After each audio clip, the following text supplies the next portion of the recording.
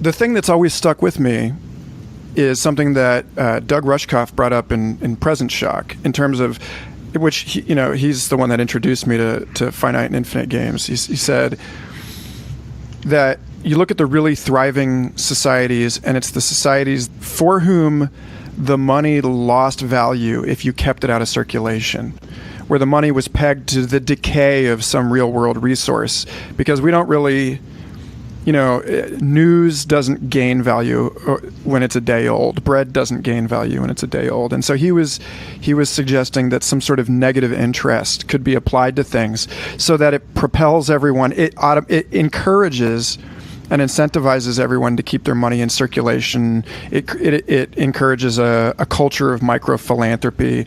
I mean, that to me seems like the real thing. Or like, is that something that you're thinking about talking about in all of this? Or like, what do you see as the potential strategies for this whole thing to flip overnight?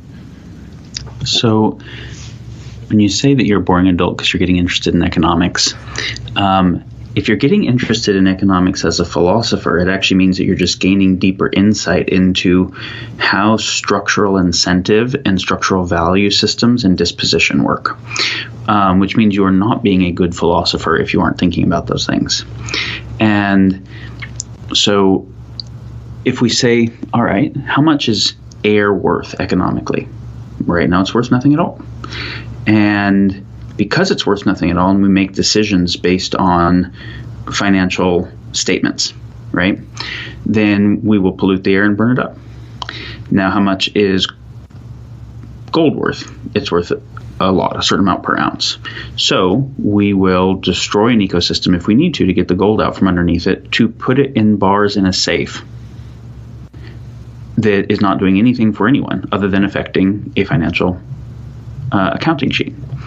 And I want the gold because since we see it as relatively scarce, in a win-lose game structure, if there are scarce things where not everyone can have it abundantly, then I get differential advantage by having it.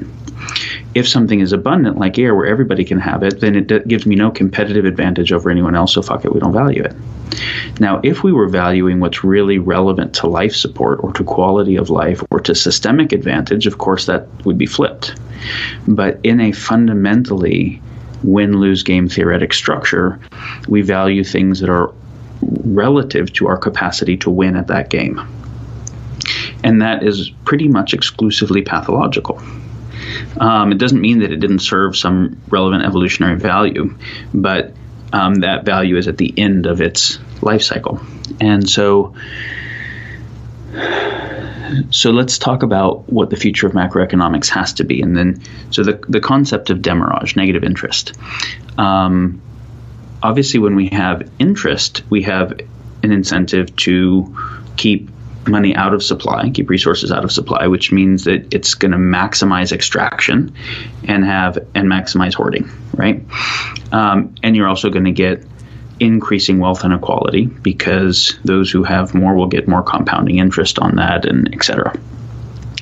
So demurrage is an interesting thing to address some of that, nowhere near adequate, and it creates some of its own problems, which is now you have an artificial incentive to make transactions occur, and transactions, movement in the system actually is entropy if the action is not actually relevant, right? So system-wide incentives of almost any kind are usually problematic, right? So we need to actually go to a much deeper level of insight here. So we say, what is it that we're really trying to do? One way of defining it in terms of macroeconomy would be we need to rigorously align the incentive of every agent. And whether the agent's an individual or a group of people, a government, a corporation, whatever, we need to rigorously align the incentive of every agent with the well-being of every other agent and of the commons, with no gap. And to the degree that there is gap, meaning that two agents have misaligned interest and you have direct harm, right? Direct competition, which can express itself militarily or through corporate competition that can involve disinformation, whatever, right? Or to the degree that someone's interest and the well-being of the commons are misaligned, then you get externality. As you run exponentially more energy through a incentive system that externalizes harm, or that causes direct harm, exponential externality is existential. That's a lot of X's, right? But is existential. But we will be, is the point. And, if that goes down. And so in the face, you can think of exponential tech, and specifically distributed exponential tech, as increasing our agency vector, our capacity to affect the world. But if we're not increasing the goodness of our decision making, right?